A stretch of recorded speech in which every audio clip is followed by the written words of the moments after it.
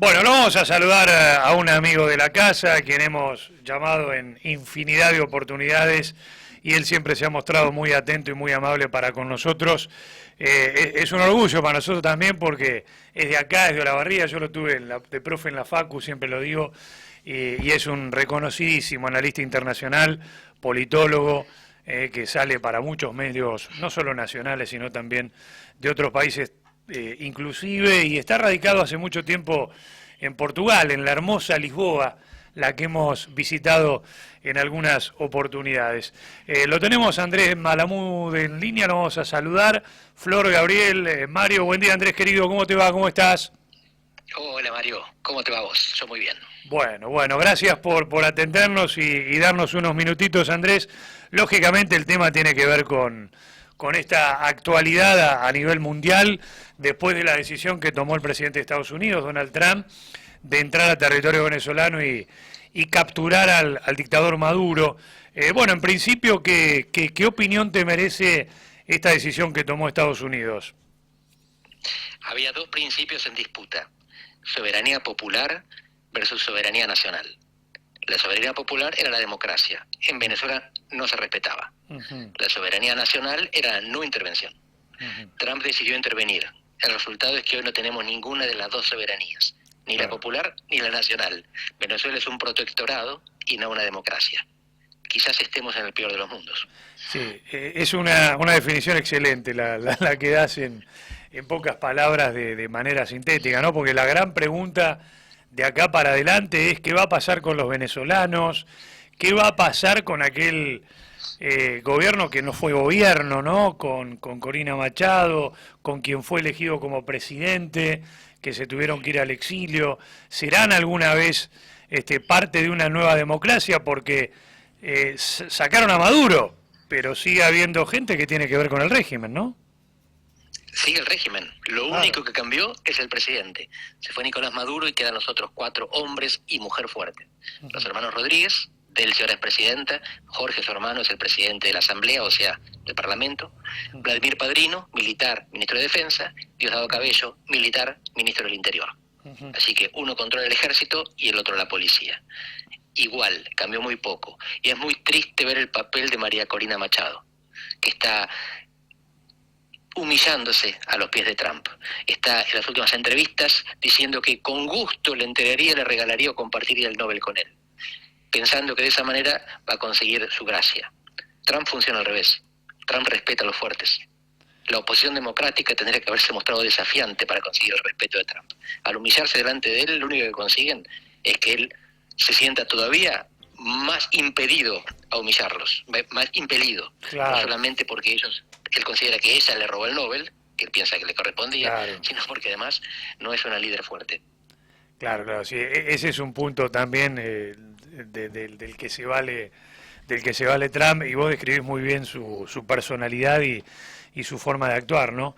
Pero la pregunta que nos hacemos, Andrés, y te la debes hacer vos también, es cómo sigue esta historia de Venezuela de acá para adelante, porque vos lo decís claramente, salió Maduro, pero sigue siendo más de lo mismo, cambiaron la figurita, la dictadura va a seguir, va a ir más a fondo, va a ir a una segunda instancia, una segunda etapa el presidente de Estados Unidos para sacar a quienes están hoy, o buscará negociar con ellos y ver de ahí para adelante. Negociar no, imponer. Pero es posible que haya una segunda e inclusive una tercera etapa. Los dos escenarios son: Trump ya está satisfecho con lo que consiguieron, Delcy es un títere del gobierno norteamericano y va a hacer lo que ellos le digan, incluyendo sobre todo las concesiones petroleras. O sea que evitar mandarle más petróleo a Cuba. La otra posibilidad que vos sugerís es que esto sea la primera etapa de una secuencia transicional. En esta etapa el imperativo es impedir el caos, que las Fuerzas Armadas no se desaten a competir por los recursos matando al que se le cruce en el medio. La segunda etapa es la reconstrucción del Estado, que hoy en Venezuela es un Estado semifallado. Y la tercera etapa recién es la legitimación democrática. Esto es aquello que la oposición democrática quiere creer, no es lo que Estados Unidos está prometiendo. O sea que vos lo que percibís es que si Trump maneja el petróleo, que es lo que más le interesa, y hace un acuerdo con Delcy Rodríguez, poco le va a importar el futuro o lo que suceda con los ciudadanos venezolanos. Es decir, puede dar vía libre a que siga la dictadura. No es una interpretación mía, es lo que dijo Trump. Está. Cuando él hace la conferencia de prensa el mismo sábado, menciona cerca de 20 veces la palabra petróleo y 0 veces la palabra democracia. Y cuando le preguntan después si ya pidieron la liberación de los presos políticos, él dice no, de eso todavía no hablamos. Lo primero que vamos a hacer es arreglar lo del petróleo. Claro. Más explícito no podría ser. Ahora, ¿dónde queda parado el desafío geopolítico? Porque una de las hipótesis que se planteaba respecto a qué o qué cosas lo habían llevado a Trump a tomar esta decisión, más allá del petróleo, uno de los intereses geopolíticos de Estados Unidos radicaba en que Venezuela era la puerta de entrada a América Latina de Hezbollah, de Hamas, de Irán, y ahí su ramificación por todo el continente. Si no va más a fondo en la intervención, esto puede seguir pasando en Venezuela. ¿Hay entonces o no un interés real desde lo geopolítico? Sí, pero lo geopolítico está más relacionado con los estados que con el terrorismo, aunque la excusa haya sido el narcoterrorismo. Y los estados son Rusia, China e Irán, fundamentalmente, que tenían intereses invertidos en Venezuela. Eso se controla muy fácil. Venezuela queda muy lejos de esas tres potencias. Si Estados Unidos controla los vuelos y los mares, se terminó el intercambio. La cuestión es que quizás una de esas potencias haya sido cómplice de la intervención norteamericana. Y esa potencia es Rusia, por una razón muy simple, mejor dicho, por dos. La primera es que Trump y Putin coinciden en defender la propia esfera de influencia. Así que Trump acepta que Ucrania es problema de Putin, mientras Putin acepta que Venezuela es problema de Trump. La segunda es que Trump sigue buscando que Rusia se separe de China. Así que es interesante que, por lo que sabemos hasta ahora, Rusia estaba al tanto de lo que iba a pasar y quizás colaboró. China no estaba al tanto. Había una delegación china en Venezuela en el momento de la extracción. Claro. Y si esto es así, demuestra que hay un genio geopolítico más importante del que sabíamos por detrás de esta intervención, que no es ni solo petróleo, como plantea Trump, ni solo democratización en Cuba, con cambio de régimen, como plantea Marco Rubio, el secretario de Estado. Es algo más fino. Recuerdo que el año pasado hubo una reunión de Trump con Putin, y probablemente ahí haya surgido esto. Vos no te metas conmigo, yo no me meto con vos, hablando en criollo, ¿no? Yo te dejo Ucrania, vos dejame hacer con Venezuela. Un poco así debe haber sido esa negociación, ¿no? Sí, y el indicio más claro que tenemos de que esto podría ser así es que Trump lo negó explícitamente. En la misma conferencia de prensa en que dijo lo que yo mencionaba antes, le preguntan si lo habló con Putin. Y dice, no, hablé con Putin, pero no de Venezuela. Trump suele ser ambiguo. La ambigüedad es su instrumento, porque después cualquier final él puede decir que es el que él buscaba. Si él anticipa el final y después no lo consigue, no tuvo éxito. Si él no anticipa el final, cualquier final es posible ser interpretado como que es lo que él buscaba. Acá no dejó margen para la ambigüedad. Yo creo que mintió. Andrés, este antecedente de Estados Unidos invadiendo Venezuela, interviniendo en Venezuela, ¿puede ser un antecedente para China con Taiwán, por ejemplo? Sí. Hola, Gabriel. ¿Cómo estás, Andy? En realidad no hace falta el antecedente, porque el antecedente ya es Rusia invadiendo Ucrania o Israel ocupando Cisjordania. Hay gente que piensa que Estados Unidos está sentando un precedente, justamente, que a partir de ahora cualquier potencia tiene derecho a invadir al vecino. En realidad eso ya estaba ocurriendo. Y el caso de China es interesante porque Taiwán no es un país vecino. China no reconoce a Taiwán y Taiwán no reconoce a China. Cada uno reclama ser China. Y el resto del mundo es exactamente lo mismo. Ningún país tiene embajada en los dos. Elige. 13 tienen en Taiwán, son poquitos, Paraguay entre ellos, el resto del mundo tiene en China. Taiwán no es miembro de las Naciones Unidas. Si China invade Taiwán, no se puede aplicar el argumento que se aplicó contra Rusia. Contra Rusia se dijo, no respetó la integridad territorial, intervino en un Estado extranjero y adquirió territorio que no le pertenecía. China va a decir, de ninguna manera, la integridad territorial es que Taiwán sea parte de nuestro territorio. Trump puso en la mira a Colombia y a México y a Cuba. ¿Son bravuconadas dialécticas o vos creés que realmente el presidente de Estados Unidos puede accionar también en contra de estos países? Puede, pero él puso en la mira a Groenlandia, que es algo también que Europa está en negación para reconocer. Sí. Y lo puso más cerca. ¿Qué dijo de Cuba? Que no es preciso una intervención, porque se cae solita. Sin el petróleo de Venezuela, Cuba se cae solita.